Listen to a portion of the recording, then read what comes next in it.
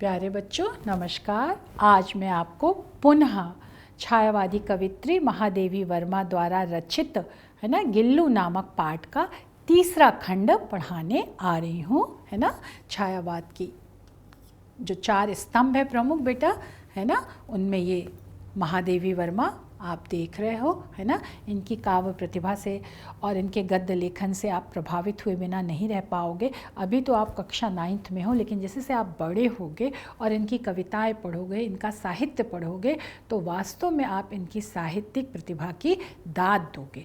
है ना, तो उसी में ये आप अभी तक मैंने जो गिल्लू पाठ पढ़ाया, उन्होंने एक छोटी सी गिलहरी के लिए कितने सुंदर भावों का वर्णन करते हुए, है ना, अपने मन की बातों को आपके सामने रखा है, जिसको सुन करके पढ़ करके आप भी अभिभूत हुए बिना नहीं रह पाए होगे और आपको लगता होगा काश हमें भी एक छोटी सी गिलहरी मिल जाती और हम भी उसको इस तरह से पालते पोसते और वो हमसे प्यार करती और हम उससे प्यार करते। तो यही साहित्यकार की सफलता है कि वैसा ही भाव आपके अंदर वो उत्पन्न करने में समर्थ हो सकी और वैसे ही कोमलता, वैसे ही भावनात्मकता, वैसे ही पशु पक्षियों के प्रति प्रेम, वैसे ही प्रकृति का संरक्षण, है ना, और वैसे ही अच्छी बातों को अपने मन में एक याद के रूप में बसाए रखना, जिससे आप उन सुंदर मधुर स्मृतियों को याद करके आपका मन प्रसन्न होता रहे। तो ये सब बात जब आप गिल्लू पढ़ते हो तो आपके अंदर खुद उठने लगती है, खुद आने लगती है। अब हम बेटा पुनः उनका जीवन परिचय एक बार संक्षेप में बता देते हैं, है ना, जिससे कि आपका फिर से ये अभ्यास हो जाए। जन्म जो है बेटा, जन्म 1907, जिला फर्रुखाबाद, प्रदेश उत्तर प्रदेश, बाबा का नाम श्री बांके बिहारी और क्या कहते हैं, इनका नाम महादेवी और पिता का नाम श्री गोविंद प्रसाद वर्मा, जो भागलपुर में कॉलेज में क्या थे बेटा, प्राध्यापक थे। माता का नाम हेमरानी था और उनकी विशेषताएं क्या थी बेटा, वो धर्मपरायण, कर्मनिष्ठ और भावुक महिला थी।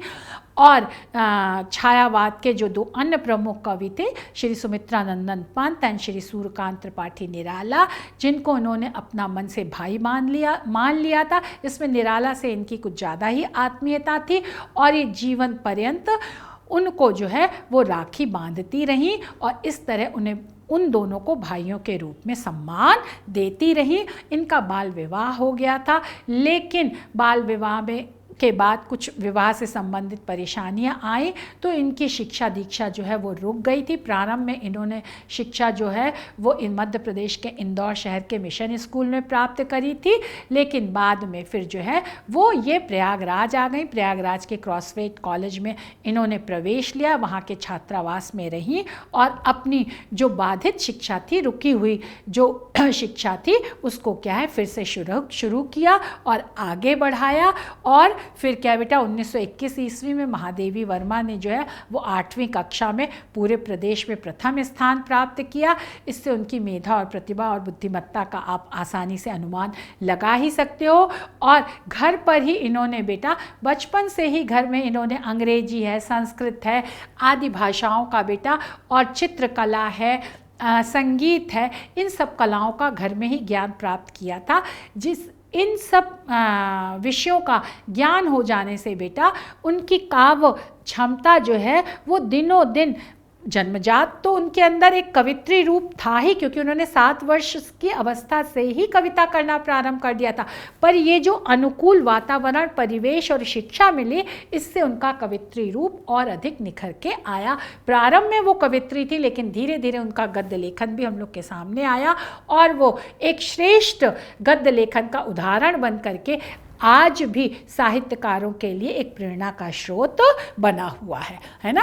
और फिर बेटा 1900 जैसा कि 32 में उन्होंने इलाहाबाद, जिसे प्रयागराज कहते हैं, विश्वविद्यालय से संस्कृत में क्या बेटा MA किया। सुभद्रा कुमारी चौहान जो कि उस समय की प्रसिद्ध कवित्री थी, उनसे इनकी घनिष्ठ बेटा मित्रता थी और इनकी श्रेष्ठ कविताओं के कारण ही इन्हें आधुनिक युग का मीरा भी कहा जाता है। आशा है आपको ये सब बातें बेटा समझ में आ गई होंगी। और इसके साथ ही साथ बेटा इनको इनकी काव्य रचना यामा के लिए ज्ञान 1982 में भारतीय ज्ञानपीठ पुरस्कार से नवाजा गया था।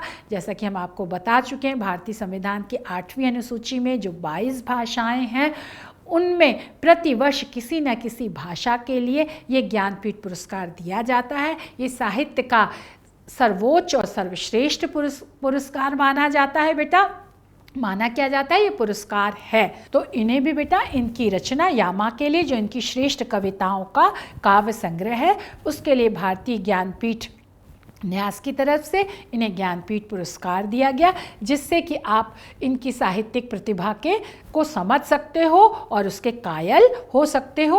अब बेटा इनकी हम कुछ रचनाओं पर आ रहे हैं। इन्होंने गद्य और पद्य दोनों में लिखा है। गद्य की विभिन्न विधाएं, जैसे निबंध है बेटा, आलोचना है, रेखा चित्र है, संस्मरण है, इस पर इन्होंने अपनी लेखनी चलाई है। और साथ ही साथ इन्होंने बेटा चांद नामक पत्रिका का संपादन भी किया और अपने सर्वश्रेष्ठ विचारों के कारण इसे श्रेष्ठ नारी पत्रिका के रूप में भी स्थापित कर दिया। साथ ही साथ इन्होंने क्या है बेटा, काव्य जो रचनाएं लिखी हैं, जो कि निहार, रश्मि, नीरजा है ना, ये निहार है, रश्मि, नीरजा, सांदगीत, यामा, दीपशिखा आदि काव्य संग्रहों के रूप में और इस नाम से हमारे सामने आती हैं।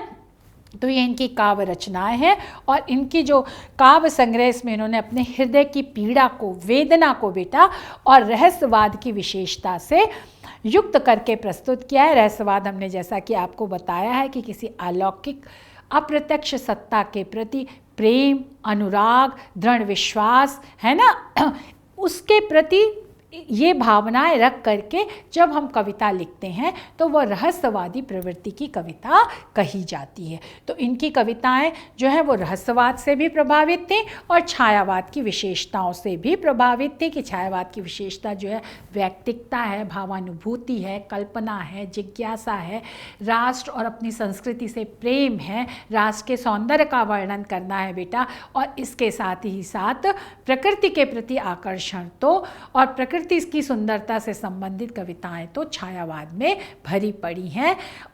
महादेवी वर्मा ने भी प्रकृति के सौंदर्य को उकेरते हुए बहुत सारी काव्य रचनाएं की हैं। अब ये इनकी बेटा ये कृतियां हो गई, जैसा कि निबंध संग्रह और ये सब नाम दिए गए हैं। अब हम भाषा पर आ जाते हैं बेटा। इनकी भाषा अत्यधिक श्रेष्ठ थी, भावों को पूर्ण करने में जो भी वो भाव कहना और विचार प्रकट करना चाहती थी उसके पूरे योग्य थी, और उसमें इतनी सशक्तता थी, क्षमता थी, और तत्सम के शब्दों को भी इन्होंने अपनाया है। साथ ही साथ अन्य विदेशी भाषाओं के शब्दों को भी अगर उन्हें उचित लगा कि अपने साहित्य में स्थान देना चाहिए तो इन्होंने क्या बेटा अपने साहित्य में स्थान दिया है। मुहावरों, लोकोक्तियों के द्वारा उन्होंने अपनी भाषा को सबल बनाया है, उसमें प्राणवत्ता और सजीवता भरी है बेटा। और इस तरह महादेवी वर्मा को बेटा गद्य के क्षेत्र में यथार्थवादी लेखिका कहा जाता है, कि उन्होंने जो अनुभव किया है ना, जो सामने देखा, उसी का वर्णन अपने गद्य लेखन में किया है। प्रारंभ में ये कवित्री थी, लेकिन धीरे धीरे इनका गद्य लेखन भी हम सबके सामने आया और गद्य के क्षेत्र में भी इन्होंने एक सुंदर स्थान, एक उच्च स्थान अपना बना लिया था। और इनकी गद्य शैली में बौद्धिकता है, मतलब विचार प्रधान है, चिंतन मनन है, काव्यात्मकता है। गद्य में भी ये क्या है, एक लय ताल ले आ पाई हैं, है ना। और जब क्योंकि काव्यात्मकता है तो उसमें भावों की प्रधानता होगी, तो भावात्मकता होगी, और जब भावात्मकता होगी तो वो आपके हृदय को छुएगी, तो उसमें शैली में मार्मिकता आएगी ही आएगी। अच्छा, जब कोई भी लेखक यथार्थ का वर्णन करना चाहता है लेकिन यथार्थ को किसी कारण से बिल्कुल स्पष्ट रूप से नहीं कह पाता है, तो वह व्यंग का सहारा, कटाक्ष का सहारा लेता है ना। तो इस तरह से उनकी शैली में व्यंग्यात्मकता भी पाई जाती है। और इनकी भाषा का श्रेष्ठ उदाहरण जो है वो इनकी रचना मेरा परिवार में दिखाई देता है। इसी मेरा परिवार से गिल्लू नामक पाठ रेखा चित्र विधा के अंतर्गत जो आता है, गद्य की जो रेखा चित्र विधा है ना, उससे लिया गया है। अब हम बेटा आ जाते हैं, आपको बताते हैं एक लाइन में पुनः इस खंड में कि रेखा चित्र क्या है बेटा। हिंदी साहित्य कोश में रेखा चित्र किसी व्यक्ति, वस्तु, घटना और भाव का कम से कम शब्दों में, है ना, उसका विस्तार और बहुत ज़्यादा विस्तार और वर्णन नहीं करता है, कम से कम शब्दों में, लेकिन वो शब्द कैसे हो, सशक्त हो, है ना, अपनी बात को कहने में समर्थ हो, तभी हम कम से कम शब्दों में ज़्यादा से ज़्यादा बात कह पाते हैं। और इन सब का वर्णन कैसा होता है बेटा, वो आपके हृदय को छू लेता है, आपके दिल दिमाग पर छा जाता है और वो बिल्कुल सजीव होता है, जीवंत लेखन होता है रेखा चित्र। और रेखा चित्र में किसी एक ही विषय या वस्तु का ही ये भाव प्रधान, मार्मिक, हृदय को छू लेने वाला, किंतु आपके ऊपर प्रभाव डालने वाला वर्णन होता है। और इसमें शब्द ही क्या होते हैं बेटा, रेखा के रूप में कार्य करते हैं।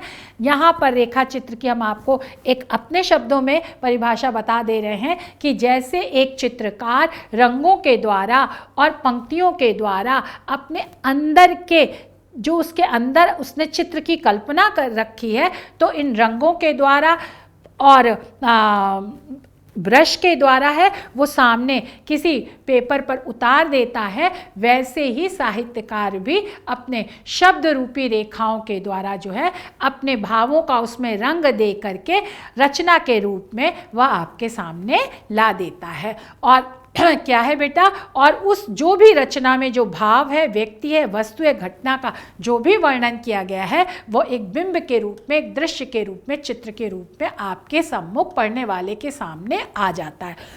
अब हम पुनः गिल्लू पाठ पर आते हैं बेटा, क्योंकि अब हम उसका जो 2 बचे हुए गद्यांश हैं वो आपको पढ़ाएंगे।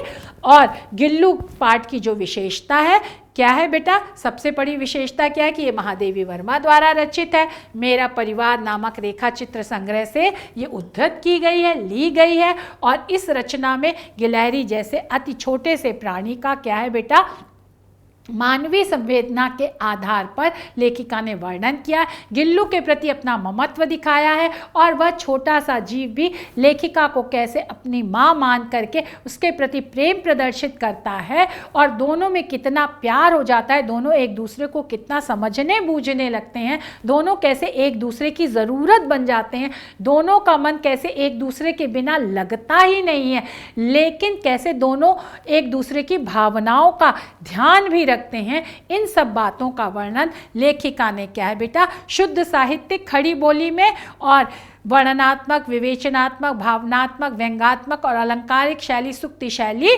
और उद्धरण शैली का सहारा लेकर के प्रकट किया है। साथ ही साथ लेखिका ने पशु पक्षियों या किसी भी जीव के प्रति जो है सहानुभूति और दया का भाव जगाने का इस पाठ में प्रयत्न किया है कि इसको पढ़ने वाला जो है वो पढ़ने वाले सभी लोग जो हैं वो छोटे से छोटे प्राणी के प्रति भी दया का भाव रखें। अब हम बेटा गद्यांश की व्याख्या पर आते हैं, है ना। गद्यांश की व्याख्या करने में हम सबसे पहले क्या करते हैं बेटा, संदर्भ लिखते हैं। तो वही संदर्भ में क्या है, रचना और रचनाकार का नाम। प्रस्तुत गद्यांश हमारी पाठ्य पुस्तक हिंदी के गद्य खंड में संकलित पाठ गिल्लू शीर्षक, संकलित मतलब एकत्रित किया गया है ना, इकट्ठा किया गया है। और इसकी लेखिका महादेवी वर्मा। अब प्रसंग में बेटा इस गद्यांश का एक मुख्य और प्रमुख भाव जो है वो 1-2 पंक्तियों में हम वर्णन कर देते हैं कि लेखिका ने गिल्लू का अपने प्रति अगाध, जिसको बिल्कुल वेधा ना जा सके ऐसे प्रेम का वर्णन किया है कि गिल्लू लेखिका से कितना प्यार करता है या करती है ना, उसका वर्णन यहाँ पर लेखिका ने किया है। लेखिका तो करती ही करती है, लेखिका तो एक मानव है, उसके अंदर विवेक बुद्धि है ही है, भावनाओं का बिल्कुल समुद्र है ही, लेकिन वो जो छोटा सा जीव है वो भी अपने संरक्षक या लेखिका रूपी माँ के प्रति कितना प्रेम से परिपूरित है ना, उसका कितना ध्यान रखता है, इसका वर्णन लेखिका ने इस गद्यांश में किया है, जो आपको बहुत ही सुंदर लगेगा। और इस वर्णन का जो वर्णन किया जा रहा है उसका चित्र आपकी आंखों के सामने जरूर आएगा और आपका मन भर आएगा। अब लेखिका इसमें बता रही है कि लेखिका की क्या बेटा, एक मोटर दुर्घटना में आहत हो गई है ना, चोट लग गई, घायल हो गई और उन्हें कुछ दिन अस्पताल में रहना पड़ा। तब उनकी गिल्लू से क्या है, मुलाकात नहीं हो पाई। गिल्लू अपने कमरे में जहाँ लेखिका रहती थी उस कमरे में, और वहाँ उस कमरे में जो एक टोकरी में उसका जो घर बना दिया गया था, जो लटका दिया गया था, वहाँ पर रहता था और लेखिका अस्पताल में थी। तो कुछ दिनों से क्या है बेटा, उन दोनों का मिलन नहीं हुआ था, वो दोनों आपस में एक दूसरे को देख नहीं पाए थे। लेकिन उन दिनों जब मेरे दरवाजे का है ना, कमरे का जब लेखिका बता रही है कि दरवाज़ा खोला जाता तो गिल्लू अपने झूले से उतर कर दौड़ता और फिर किसी दूसरे को देख करके जब उसे देखता कि मेरी माँ नहीं है, मेरी है ना जो पालन पोषण करने वाली नहीं, मेरी संरक्षिका नहीं है, तो बहुत निराश होता और जितनी तेज़ी से, जितनी आशा से वो उतरता था कि अब मुझे लेखिका के दर्शन होंगे, लेकिन जब नहीं होते थे तो उतनी ही निराशा और तेज़ी से वह फिर क्या है बेटा अपने घोंसले में, अपने घर में जा कर के बैठ जाता था। और लेखिका कह रही जो काजू उसे सबसे अधिक प्रिय थे, जो उसका सबसे प्रिय भोजन था, वो काजू भी क्या है वो नहीं खाता था। लेखिका को यह बात कैसे पता लगी? उसे दिया जाता था रोज काजू खाने को, क्योंकि वो एक जीव है तो घर के अन्य लोग उसका ध्यान रखते ही थे, वो लेखिका का प्रिय था। तो जितने भी पशु पक्षी घर में पाले गए थे, पेड़ पौधे थे, तो घर में रहने वाले अन्य सभी सदस्य इन सब का ध्यान रखते थे। लेखिका ये कह रही है किसी ने अपने कर्तव्य में कोई कमी नहीं बरती है ना। तो इसी तरह से गिल्लू को भी क्या है खाने के लिए काजू दिया जाता था। लेकिन जब अस्पताल से लौटकर लेखिका कहती है मैंने लेखिका, अब देखिए लेखिका का भी कितना प्यार है उस गिल्लू के प्रति कि लेखिका ने खुद उस झूले रूपी घर की सफाई की, जो गिल्लू का घर था। तो उन्होंने देखा, तब उन्होंने महसूस किया और पाया कि झूले को साफ सुथरा किया तो उसमें काजू भरे मिले। जितने दिन लेखिका अस्पताल में थी, है ना, दुर्घटना से घायल होकर के तकलीफ में थी, पीड़ा में थी, उतने दिन उनके वियोग में, उनके दुख के कारण गिल्लू ने जो सबसे प्रिय भोजन था उसको नहीं खाया था। और वह जो क्या है बेटा काजू से उसका घर भरा हुआ था, जिससे ज्ञात होता है, पता चलता है कि उस प्रिय खाद्य कितना कम खाता रहा होगा। जीवित रहने के लिए हो सकता है 1-2 काजू खा भी लेता हो, लेकिन वैसे ज़्यादातर उसने अपना सारा प्रिय भोजन जो है उस अपने घर में ही छोड़ दिया था। उसको वो अच्छा नहीं लगता था, भाता नहीं था।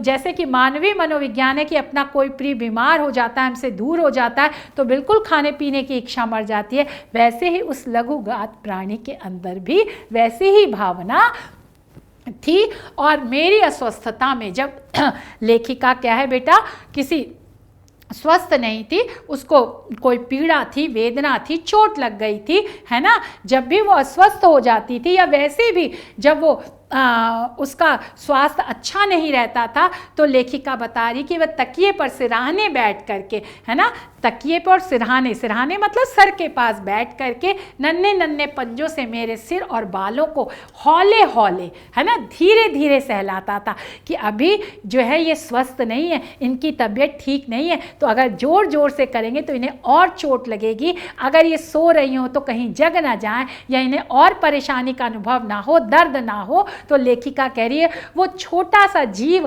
कितना संवेदनशील था, कितना समझदार था कि वो धीरे धीरे हमारे क्या है बेटा सिर को और बालों को सहलाता रहता था, है ना।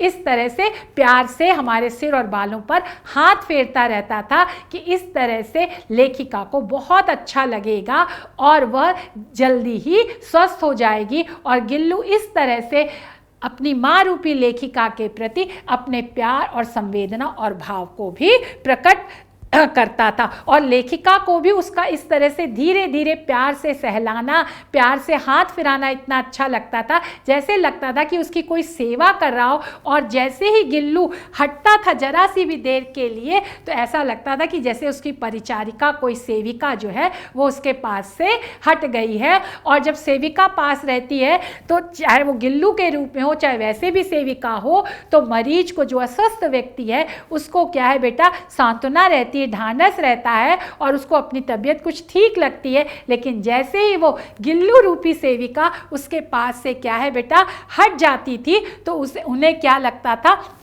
कि जैसे अब मुझे उतना अच्छा प्रतीत नहीं हो रहा है। आगे लेखिका कहती है कि गर्मियों में जब मैं दोपहर में काम करती रहती, जब गर्मियाँ होती हैं, है ना, उस समय जबकि विद्यालय बंद रहता है, तो लेखिका जो है वो घर में रह करके ही अपने कमरे में काम करती रहती। तो गिल्लू बाहर नहीं जाता था, क्योंकि उससे अपनी माँ जो है, माँ रूपी वात्सल्य देने वाली, प्रेम देने वाली, उसकी जो संरक्षिका थी, पालन पोषण करने वाली थी, वो उसको अपने आँखों के सामने दिखाई देती और वह उन्हें छोड़ करके नहीं जा सकता था। और अपने झूले में बैठता, है ना बाहर जाता और अपने झूले में वो बैठता था। वो लेखिका के चारों तरफ ही चक्कर काटता रहता था और उस गर्मी से उसने छुटकारा दिलाने का क्या है बेटा, पाने का एक उपाय भी खोज लिया था कि लेखिका के पास में जो पानी पीने के लिए एक सुराही रखी रहती है, जिसमें सुराही में मिट्टी का जो बर्तन होता है जिसमें पानी ठंडा होता है,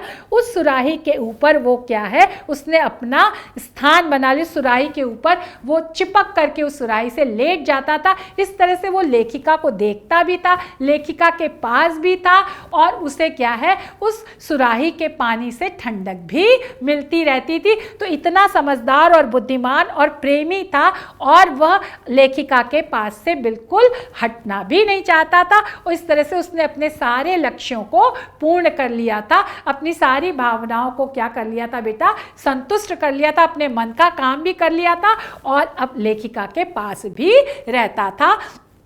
और वही लेखिका बता रही कि पास रखी सुराही पर लेट जाता, इस तरह वो पास भी रहता, उसे ठंडक में भी रहता, गर्मी से छुटकारा भी मिल जाता, क्योंकि सुराही में जो पानी भरा होता है उससे सुराही में अंदर बाहर दोनों क्या है बेटा, ठंडक रहती है।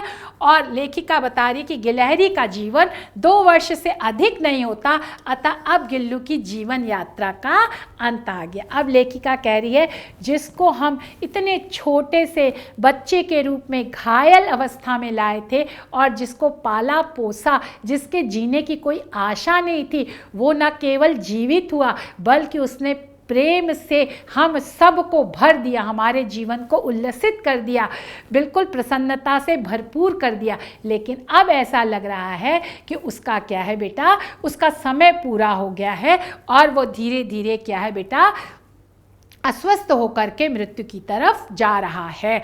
अब इसमें बेटा विशेष जीव मात्र का एक दूसरे के प्रति अप्रतिम, है ना, तुलना नहीं की जा सकती, इतने सुंदर प्रेम का वर्णन, कहाँ मानव जीव और कहाँ वो छोटी सी गिलहरी, लेकिन दोनों का एक दूसरे के प्रति जो प्रेम है उसका हृदय स्पर्शी, मन को छू लेने वाला चित्रण जो है वो सरस और जीवंत भाषा में क्या है बेटा, रस से परिपूर्ण, और भाषा भी ऐसे लग रही है जैसे उन भावों को बिल्कुल मूर्तिमान कर दे रही है, सजीव कर दे रही है और संवेदनात्मक शैली में किया है। इस शैली में भावों की प्रधानता है। अब पुनः बेटा प्रश्न है, गद्यांश का संदर्भ है, रेखांकित अंश की व्याख्या है और परिचारिका शब्द का अर्थ, जैसा कि मैंने परिचारिका का अर्थ आपको बताया कि सेविका होती है।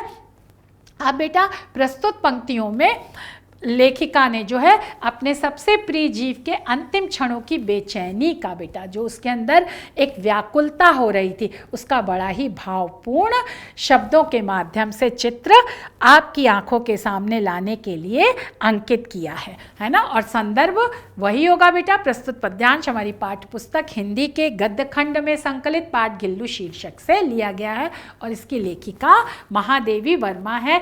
कैसे जब किसी भी जीव का अंत समय आता है तो वो कितना बेचैन होता है, उसके अपने पूरा जीवन उसकी आंखों के सामने घूमने लगता है, और विशेष रूप से जब उसे इतना प्यार मिला, जहाँ वो रहा, छोटा सा प्राणी था लेकिन लेखिका ने उसे पाला पोसा, उसके अंदर कितना विश्वास पैदा किया, उसे कितना अपनापन दिया और न केवल उससे प्रेम किया बल्कि उसके बदले गिल्लू ने भी उनसे प्रेम किया। तो ये सब बातें गिल्लू के दिमाग में अवश्य ही घूम रही होंगी, तभी लेखिका कहती है कि वो रात भर बेचैन रहा और रात में अंत की यातना, जो मरने के समय जो कष्ट होता है ना, उसके लिए उसका संकेत करते हुए लेखिका कहती है कि वह अपने झूले से उतर करके, जो उसका घर था, जो घर किसी भी जीव को सबसे अधिक प्रिय लगता है, लेकिन अंतिम समय में वह गिल्लू अपने उस प्रिय घर में नहीं रहा बल्कि वहाँ से उतर करके नीचे आकर के लेखिका के बिस्तर पर आ गया। और कहते हैं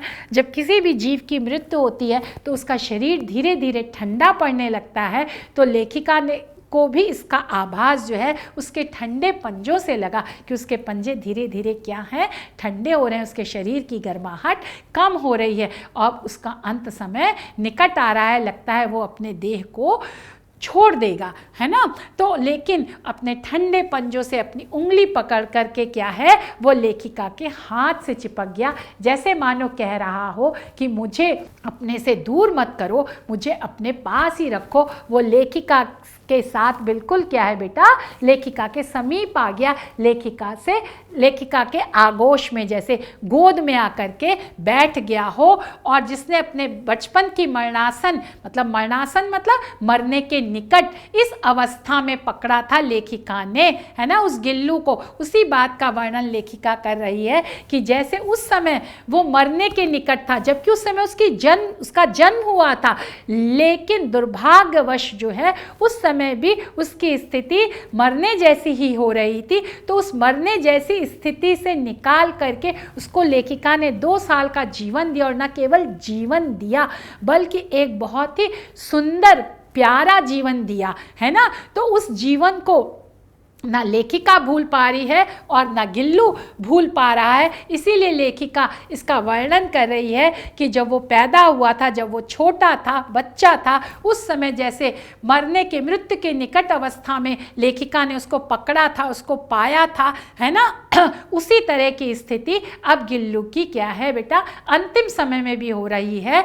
और उसके पंजे इतने ठंडे हो गए थे, तो लेखिका ने क्या है बेटा, प्रेम के वशीभूत होकर के पुनः लेखिका उठी और रात में जाकर उन्होंने हीटर जलाया कि कमरे का वातावरण कुछ गर्म होगा तो शायद इसके पंजे जो हैं, जो इतने ठंडे हो गए हैं, वो गर्म हो, और ये जो है जो ऐसा लग रहा है कि मृत्यु के निकट जा रहा है, शायद ये बच जाए। लेखिका भी उसे प्राण से जो है वो उसको बचाना चाहती थी, उसके जीवन की रक्षा करना चाहती थी। जैसे कि उसने जब उसको पाया था गिल्लू का, उसी तरह से जब उसने रुई की बत्ती से दूध पिलाया था, तो आज वो जो है वो हीटर जला करके उसे गर्मी देने का प्रयास कर रही है, कोशिश कर रही है, लेकिन ये सारी कोशिश असफल रही। और लेखिका कह रही है जैसे ही प्रभात की, सुबह की पहली किरण आई, है ना, सूर्य की, वैसे ही उसके छूने के साथ ही जैसे ही किसी और जीवन में जागने के लिए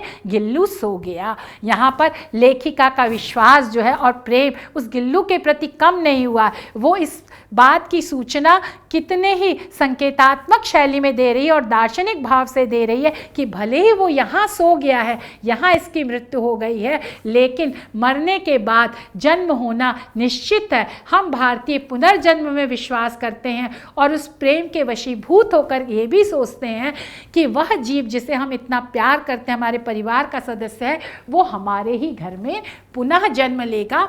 तो यही बात लेखिका कह रही है कि जैसे सूर्योदय होता है और सूर्यास्त होता है, वैसे ही जन्म और मृत्यु होती है ना। तो रात में उसकी मृत्यु जरूर हुई, लेकिन सूर्यास्त जरूर हुआ, लेकिन जैसे सूर्योदय हुआ है वैसे भी उसका ये जो मृत्यु के बाद उसका जीवन पुनः फिर से कहीं ना कहीं होगा, वो कहीं ना कहीं अवश्य जरूर जन्म लेगा। यहाँ वो से सो गया है, देह से सो गया है, लेकिन उसके जो प्राण हैं, जो आत्मा है, उन्होंने दूसरी जगह कहीं दूसरा रूप, दूसरी देह धारण करके वो फिर से जन्म ले करके हमारे सामने आ जाएगा।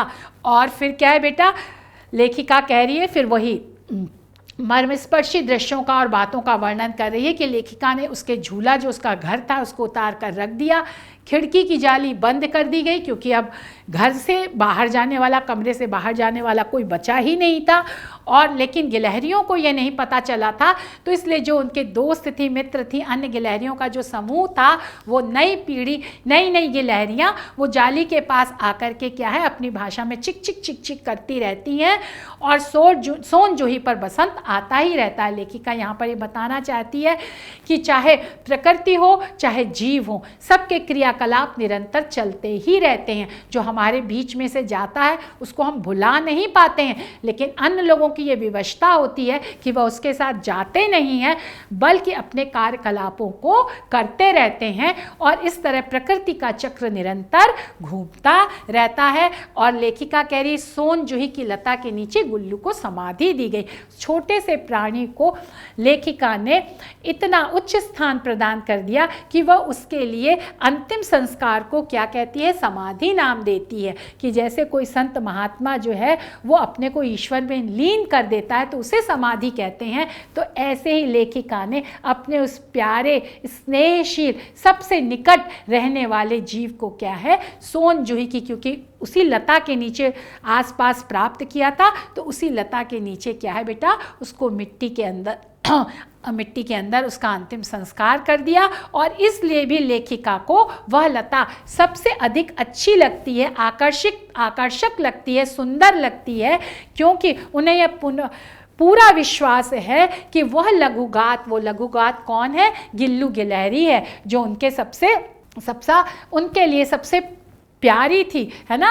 वो किसी ना किसी बासंती दिन, है ना, रंग बिरंगे फूलों से युक्त, है ना, कोई निराशा के वातावरण में नहीं, बल्कि सरसता के, सुंदरता के, प्रसन्नता के, आशा के वातावरण में जो है, ऐसे किसी दिन जो है वो जूही के पीताब छोटे फूल में, जूही में जो है, जूही के बेटा पीले रंग की आभा से, पीले रंग के प्रकाश से युक्त जूही के छोटे फूल के रूप में वह गिल्लू खिलेगी। ऐसा लेखिका का दृढ़ विश्वास है, आस्था है ना, उसकी मान्यता है। और फिर यही विश्वास, यही प्रेम, यही संतोष जो है उसे क्या देता है बेटा? संतोष प्रदान देता है, उसे ढांढस देता है कि गिल्लू किसी ना किसी दिन, किसी ना किसी रूप में जरूर हमारे पास आएगा, हमारे साथ रहेगा। और इसमें लेखिका का बेटा प्रकृति प्रेम भी दृष्टिगत होता है कि जीवों के साथ साथ उसे प्रकृति भी बहुत अधिक प्रिय है। और क्योंकि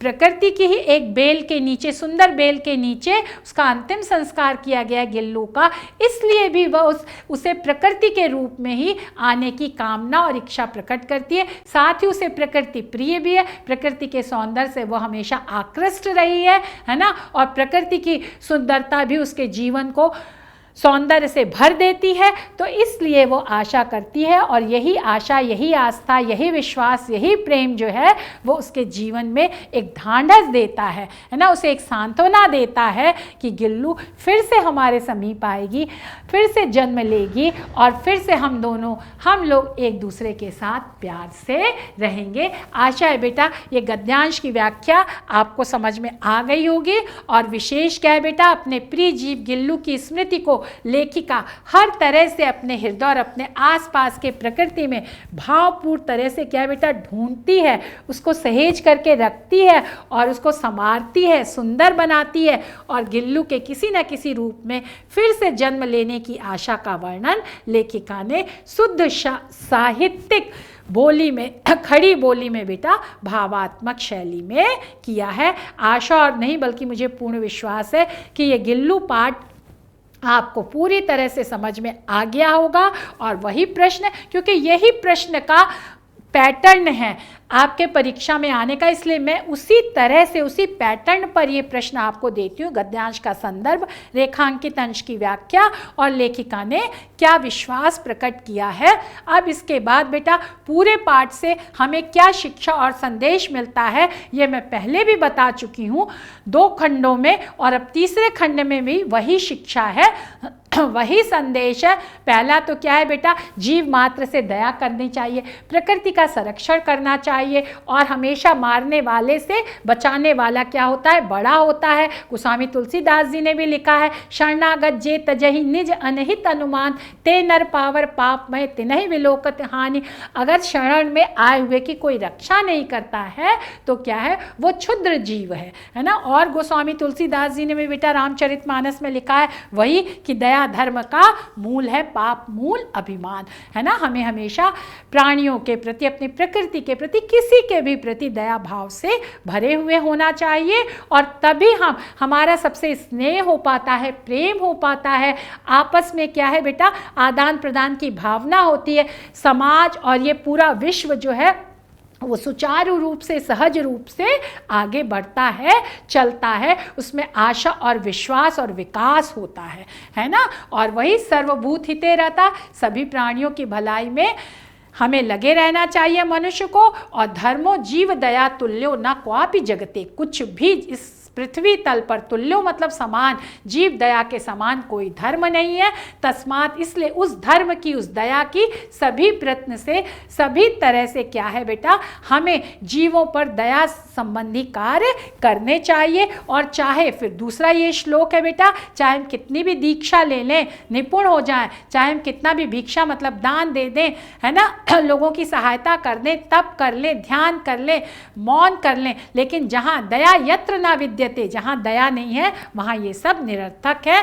तो इन सब सुंदर कार्यों की सार्थकता भी दया के साथ युक्त होकर ही होती है, यही संदेश है। तो जीव मात्र, प्राणी मात्र के प्रति दया का भाव होना चाहिए और परस्पर एक दूसरे से प्रेम होना चाहिए। आशा है आपको ये गिल्लू पाठ समझ में आ गया होगा। जो ना समझ में आए वो आप हमसे पूछ सकते हैं। धन्यवाद, नमस्ते।